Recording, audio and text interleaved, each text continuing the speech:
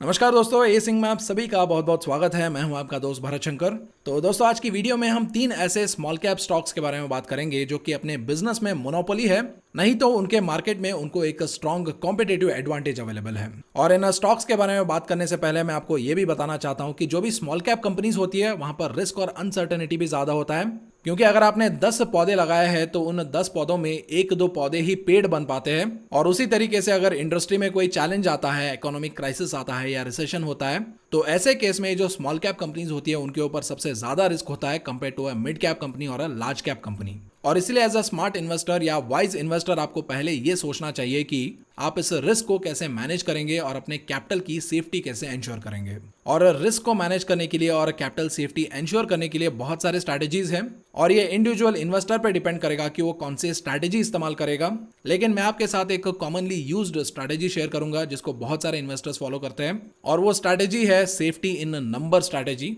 यानी यहां पर आप 1-2 इंडिविजुअल फेवरेट स्टॉक्स में इन्वेस्ट करने के बदले आप एक ग्रुप ऑफ स्टॉक्स जो फंडामेंटली स्ट्रांग है उनमें इन्वेस्ट करते हैं। यानी आप इंडिविजुअल स्टॉक्स के बदले स्टॉक पोर्टफोलियो में इन्वेस्ट करते हैं। और इसका मैं आपको एक इलिस्ट्रेशन भी दिखाऊंगा। मान लीजिए अगर कोई इन्वेस्टर 10 लाख रुपए स्मॉल कैप स्टॉक्स में इन्वेस्ट करना चाहता है तो वो क्या करेगा, 10 अलग अलग कंपनीज में 1-1 लाख रुपए इन्वेस्ट करेगा और मान लेते हैं कि वो इन स्टॉक्स में 10 साल तक इन्वेस्टेड रहेगा। और जैसा कि मैंने बताया था, स्मॉल कैप कंपनीज रिस्की होते हैं, तो इसीलिए हम ये मान लेते हैं कि 10 साल बाद इन 10 कंपनीज में 4 कंपनी बंद हो जाते हैं और इस इन्वेस्टर का जो 4 लाख रुपए है वो जीरो हो जाते हैं। और वही इन 10 कंपनीज में हम ये मान लेते हैं कि 3 कंपनीज एवरेज रिटर्न्स देती है, यानी अराउंड 5% का रिटर्न देगा ईयरली। तो इसके हिसाब से 10 साल के बाद इस इन्वेस्टर के 3 लाख रुपए अभी 4,88,668 रुपीज बन जाते हैं। और वही मान लेते हैं कि इन 10 कंपनीज में 2 company better than average return देते हैं, यानी अराउंड 15% का रिटर्न देते हैं। तो इसके हिसाब से 10 साल के बाद इन 2 कंपनीज में जो 2 लाख रुपए इन्वेस्ट किया था वो अराउंड 8,09,110 रुपीज बन जाएंगे।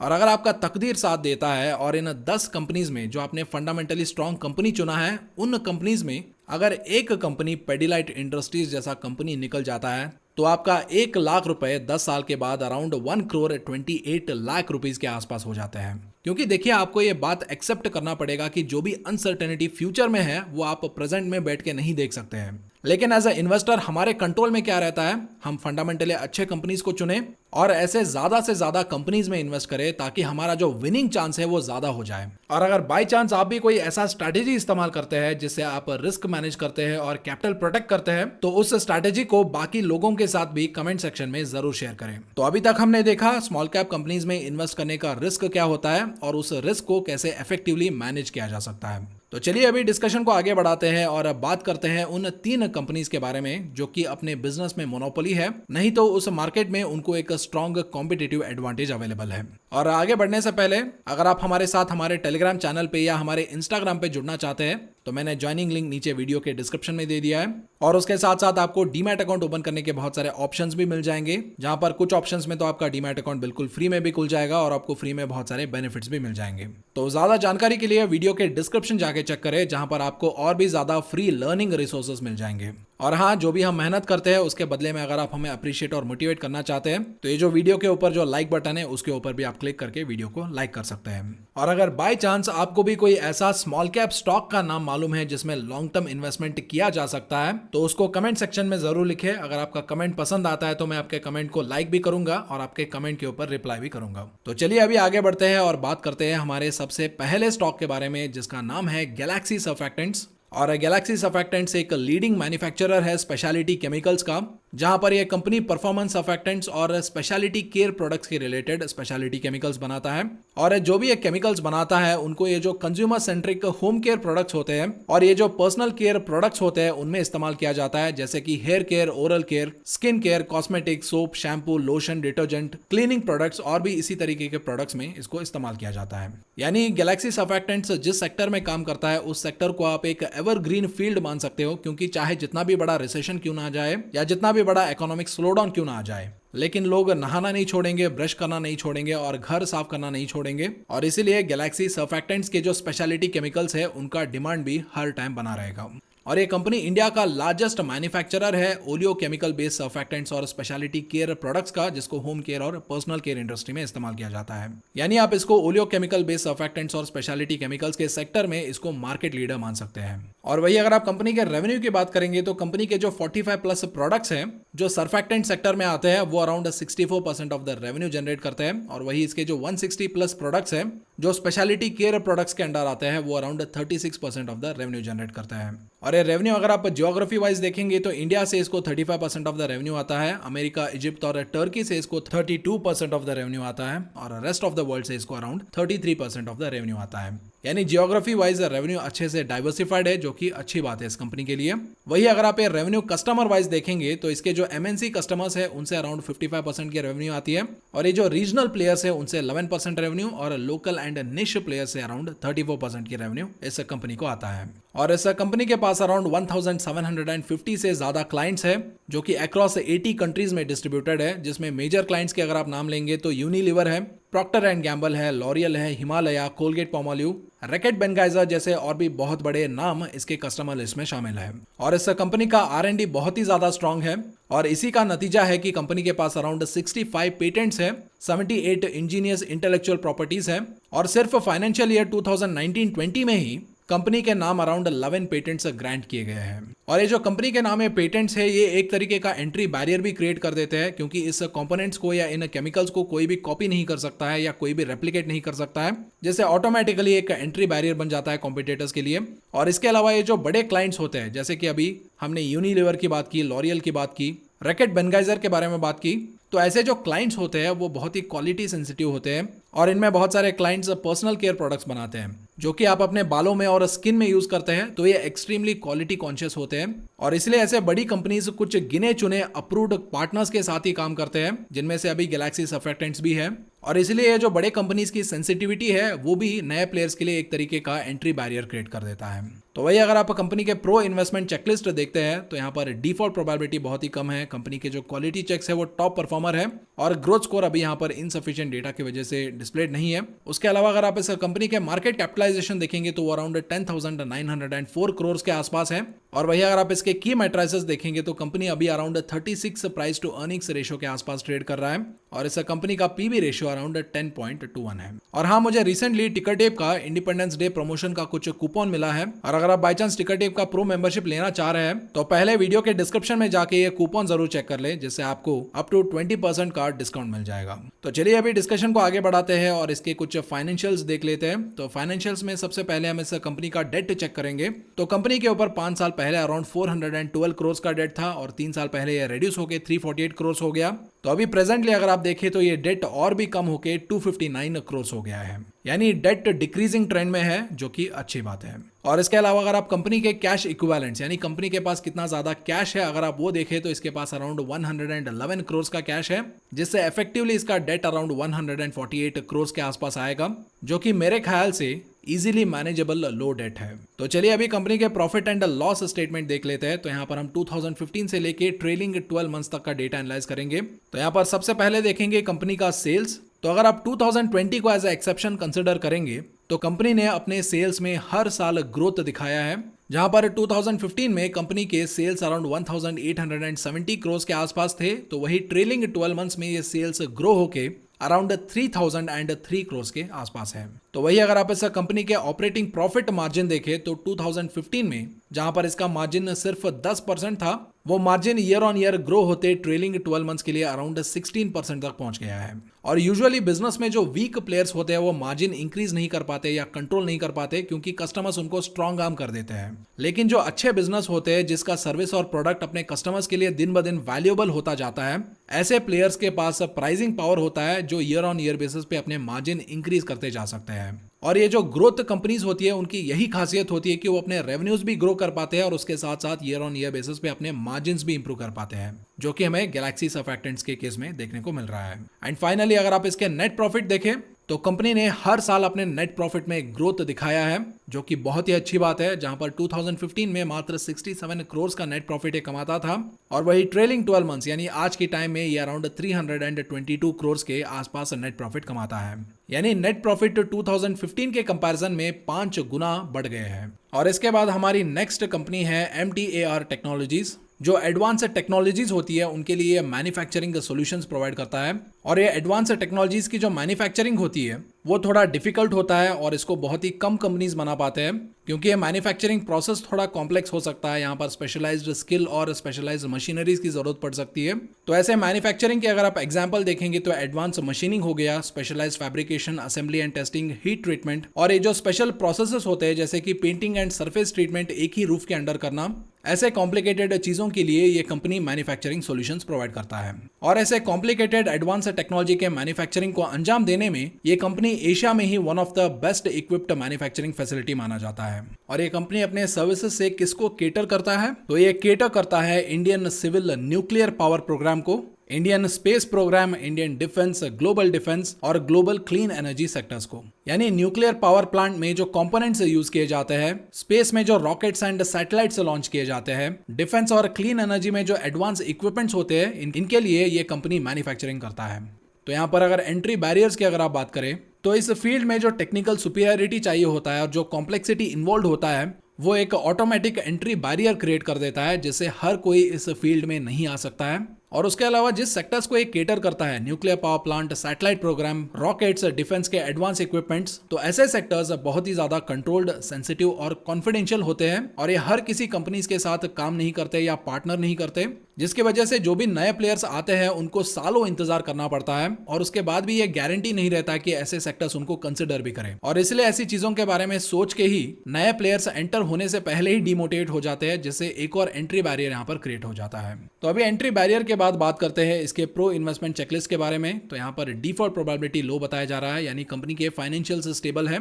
और अभी क्वालिटी चेक्स और ग्रोथ स्कोर इनसफिशिएंट डेटा की वजह से अवेलेबल नहीं है। और इस कंपनी का अगर आप मार्केट कैप देखें तो वो अराउंड 4093 करोड़ के आसपास है, यानी अभी कंपनी बहुत ही छोटा है। और वही अगर आप इसके की मैट्रिसेस देखें तो इसका जो प्राइस टू अर्निंग्स रेशियो है वो अराउंड 88 के आसपास है और इसका जो प्राइस टू बुक रेशियो है वो अराउंड 8.59 के आसपास है। जो इसका जो सेक्टर पी है जो अराउंड 58 के आसपास है उसे थोड़ा ज्यादा है। और यूजुअली अगर आपको कोई स्टॉक एक्सपेंसिव लगता है तो आप मार्केट डिप्स या मार्केट करेक्शंस का इंतजार कर सकते हैं, जहां पर ऐसे क्वालिटी स्टॉक्स आपको सस्ते वैल्यूएशन पे अवेलेबल हो जाते हैं। और उसके बाद देखते हैं कंपनी के फाइनेंशियल्स, जहां पर सबसे पहले डेट के बारे में बात करेंगे। तो 5 साल पहले कंपनी का डेट अराउंड 25.6 करोड़ के आसपास था। 3 साल पहले ये थोड़ा कम होके 19.8 हो गया और अभी करंट डेट इसका और भी ज्यादा कम होके 17 करोड़ हो गया है। यानी कंपनी का जो डेट है वो डाउन ट्रेंड में है, जो कि अच्छी बात है, जो ईयर ऑन ईयर कम हो रहा है। तो ये तो है बैलेंस शीट में रजिस्टर्ड डेट का, लेकिन अगर आप इस डेट को कैश इक्विवेलेंट्स के साथ कंपेयर करके देखेंगे तो कंपनी के पास अराउंड 191 करोड़ के कैश इक्विवेलेंट्स है। यानी आप कंपनी को टेक्निकली डेट फ्री मान सकते हैं और डेट फ्री होने के साथ साथ इसको आप कैश रिच भी मान सकते हैं। और उसके बाद देखते हैं कंपनी का प्रॉफिट एंड लॉस स्टेटमेंट। तो अगर आप सेल्स देखेंगे तो 2016 से लेके 2021 तक कंपनी का जो सेल्स है वो ईयर ऑन ईयर बेसिस पे ग्रो हुआ है, यानी हर साल कंपनी ने अपने सेल्स में ग्रोथ दिखाया है। और 2016 में कंपनी का सेल्स अराउंड 81 करोड़ था और वही 2021 में इस कंपनी का सेल्स 246 करोड़ है, यानी कंपनी का सेल्स 3 गुना यानी 3 टाइम्स से भी ज्यादा हो गया है। और वही अगर आप कंपनी के ऑपरेटिंग प्रॉफिट मार्जिन देखें तो 2016 में मात्र 13% का ऑपरेटिंग प्रॉफिट था और वही 2021 में इसके ऑपरेटिंग प्रॉफिट मार्जिन 34% हो गया है, यानी इसका operating profit almost 3 times increase हो गया है। जैसा कि मैंने गैलेक्सी सर्फैक्टेंट्स के केस में बताया था, ऑपरेटिंग प्रॉफिट इंक्रीज होना यानी ये इंडिकेशन देता है कि कंपनी के पास प्राइसिंग पावर है, यानी कस्टमर्स को इसकी जो सर्विसेज है वो बहुत ही ज्यादा क्रिटिकल और वैल्यूएबल लगता है। और operating profit over the period of time increase होना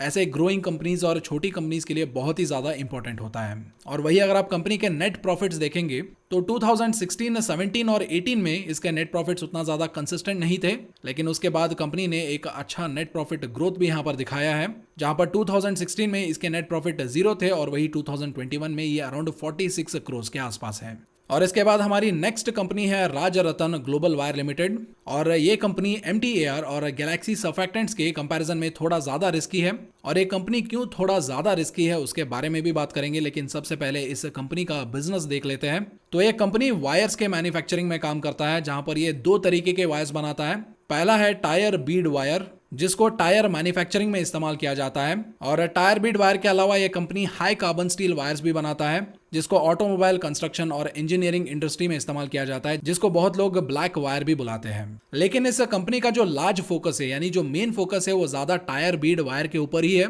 क्योंकि इसका जो टोटल मैन्युफैक्चरिंग कैपेसिटी है उसमें 87% ऑफ द मैन्युफैक्चरिंग कैपेसिटी में ये सिर्फ टायर बीड वायर ही प्रोड्यूस करता है और कंपनी का जो 90% ऑफ द रेवेन्यू है वो टायर बीड वायर से ही आता है। और टायर बीड वायर के सेक्टर में चाइना के बाद ये वन ऑफ द एशिया का लार्जेस्ट मैन्युफैक्चरर है, लेकिन इंडियन मार्केट में ये कंपनी नंबर 1 लार्जेस्ट प्लेयर है जो अकेला 50% of the market share control करता है। और उसके अलावा इस कंपनी का एक सब्सिडरी कंपनी है राजरतन थाईलैंड, जो थाईलैंड में अकेला प्लेयर है जो टायर बीड वायर मैन्युफैक्चर करता है। और वही अगर आप इस कंपनी के क्लाइंट्स के बारे में बात करेंगे तो इसके जो 85% ऑफ द कस्टमर्स है वो इस कंपनी के साथ मोर देन 5 ईयर से काम कर रहे हैं, यानी जो भी क्लाइंट इस कंपनी के साथ जुड़ता है वो लॉन्ग टर्म इस कंपनी के साथ काम करता है। तो अगर आप इस कंपनी के इंडियन क्लाइंट लिस्ट के बारे में बात करेंगे तो इंडिया में जो भी बड़े बड़े टायर मैन्युफैक्चरर्स है, जो भी वेल नोन नाम है, वो सारे इसके क्लाइंट्स हैं, चाहे वो एमआरएफ हो, बालकृष्ण इंडस्ट्रीज हो, Apollo tyres, ATG, Birla tyres, CEAT और भी ऐसे बहुत सारे क्लाइंट्स हैं जो इसके इंडियन क्लाइंट बेस में आते हैं। और अगर आप कंपनी के रेवेन्यू डिस्ट्रीब्यूशन की बात करें तो इंडिया से इसको अराउंड 66% ऑफ द रेवेन्यू आता है और रेस्ट ऑफ द वर्ल्ड से इसको अराउंड 34% ऑफ द रेवेन्यू आता है। तो अगर आप इस इंडस्ट्री में एंट्री बैरियर की बात करेंगे तो टायर मैन्युफैक्चरर्स के लिए ये जो टायर बीड वायर होता है वो बहुत ही क्रिटिकल प्रोडक्ट होता है जो टायर की ड्यूरेबिलिटी, स्ट्रेंथ और क्वालिटी डिटरमाइन करता है। और इसीलिए अगर कोई नया प्लेयर आता है इस फील्ड में तो उसका जो अप्रूवल साइकिल होता है वो बहुत ही ज्यादा लंबा होता है और ये जो लॉन्ग अप्रूवल वेटिंग पीरियड है वो ऑटोमेटिकली इस सेक्टर में या इस इंडस्ट्री में एक एंट्री बैरियर क्रिएट कर देता है जो नए प्लेयर्स को इस फील्ड में आने के लिए डीमोटिवेट कर देता है। और वही अगर आप इस कंपनी के प्राइस चार्ट देखेंगे तो 1 साल पहले ये कंपनी बहुत ही ज्यादा अंडर वैल्यूड था, यानी टेक्निकली इसने 1 साल में पैसे को 10 गुना ज्यादा कर दिया है। लेकिन वही अगर आप 10 साल पहले की बात करेंगे और 10 साल पहले अगर किसी ने स्मॉल कैप स्टॉक्स का पोर्टफोलियो बनाया होता और बाय चांस उस पोर्टफोलियो में अगर उन्होंने राजरतन ग्लोबल वायर्स को ऐड किया होता तो उस टाइम एक मोमेंट में ये कंपनी अराउंड 30 से लेके 35 रुपीज के बीच में अवेलेबल था, यानी 1 लाख रुपए का इन्वेस्टमेंट आज के टाइम में अराउंड 70 लाख रुपीज के आसपास होता। और इसीलिए मैंने आपको वीडियो के स्टार्टिंग में बताया था कि आप फंडामेंटली स्ट्रॉन्ग कंपनीज के लिस्ट बना सकते हैं, लेकिन उस लिस्ट में कौन सा स्टॉक मल्टी बैगर बनेगा वो आपको आज पता नहीं चलेगा बल्कि 5-10 साल बाद ही पता चलेगा। और इसीलिए हमारे पास जो भी इन्वेस्टमेंट कैपिटल होता है उसको ज्यादा से ज्यादा फंडामेंटली स्ट्रॉन्ग कंपनीज के ऊपर डिस्ट्रीब्यूट करने से या डाइवर्सिफाई करने से लॉन्ग टर्म में ऐसे मल्टी बैगर स्टॉक्स हमारे पोर्टफोलियो में आए उसके चांसेस ज्यादा हो जाते हैं। तो वही की मैट्रिसेस में अगर आप इसके वैल्यूएशन देखें तो इसका जो प्राइस टू अर्निंग्स रेशियो है वो अराउंड 40 के आसपास है और वही इसका जो sector price to earnings ratio है वो अराउंड 23 के आसपास है, जो सेक्टर पी के कंपैरिजन में ऑलमोस्ट डबल नजर आता है। लेकिन ये मुझे थोड़ा अनफेयर लगता है क्योंकि इस कंपनी को आयरन एंड स्टील सेक्टर में कंसिडर किया गया है, लेकिन ये company iron and steel companies के नॉर्मल कैटेगरी में नहीं आता है क्योंकि ये एक स्पेशलाइज्ड कंपनी है और इसी रीजन की वजह से हम इसको सेक्टर पी के साथ कंपेयर नहीं कर सकते हैं। तो वही अगर आप कंपनी के डेट की बात करें तो 5 साल पहले इस कंपनी के ऊपर 98.5 करोड़ का डेट था, 3 साल पहले वो थोड़ा रिड्यूस होकर 96.6 करोड़ हो गया,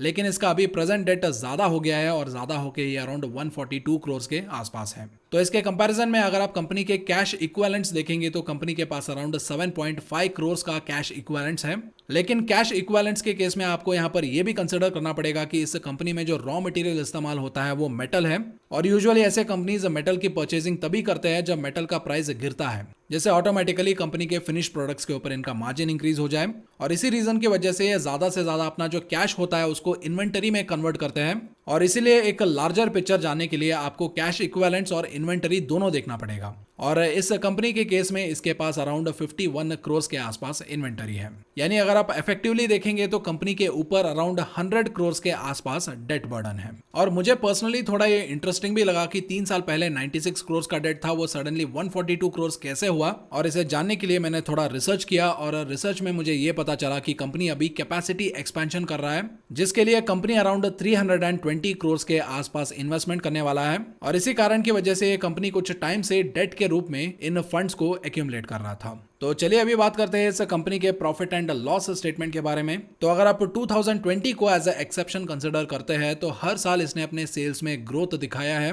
जहां पर 2017 में कंपनी के सेल्स अराउंड 283 करोड़ थे और वही ट्रेलिंग 12 मंथ्स के लिए सेल्स ऑलमोस्ट डबल होके अराउंड 664 करोड़ के आसपास है। लेकिन वही अगर आप कंपनी के ऑपरेटिंग प्रॉफिट मार्जिन के बारे में बात करेंगे तो 2017 में कंपनी का ऑपरेटिंग प्रॉफिट मार्जिन था अराउंड 14%, लेकिन अभी ट्रेलिंग 12 मंथ्स के लिए ये अराउंड 18% के आसपास है। यानी अराउंड 4% का ऑपरेटिंग प्रॉफिट मार्जिन इंक्रीज हुआ है। और वही अगर आप कंपनी के नेट प्रॉफिट देखें तो 2017 से लेके ट्रेलिंग 12 मंथ्स यानी आज तक कंपनी ने हर साल अपने प्रॉफिट्स में ग्रोथ दिखाया है, जहां पर 2017 में कंपनी के प्रॉफिट्स मात्र 19 करोड़ थे, लेकिन वही अभी यानी ट्रेलिंग 12 मंथ्स के लिए कंपनी का प्रॉफिट अराउंड 73 करोड़ के आसपास है, यानी प्रॉफिट्स ऑलमोस्ट 4 टाइम्स यानी 4 गुना ज्यादा हो गया है। और इस कंपनी के बारे में डिस्कशन शुरू करते टाइम मैंने आपको ये भी बताया था कि ये कंपनी MTAR और गैलेक्सी सर्फैक्टेंट्स के कंपैरिजन में थोड़ा रिस्की है। तो मैंने ऐसा क्यों बताया था, चलिए उसको भी समझ लेते हैं। तो जैसा कि मैंने आपको बताया था, कंपनी का जो 90% रेवेन्यू है वो टायर बीड वायर से ही आता है,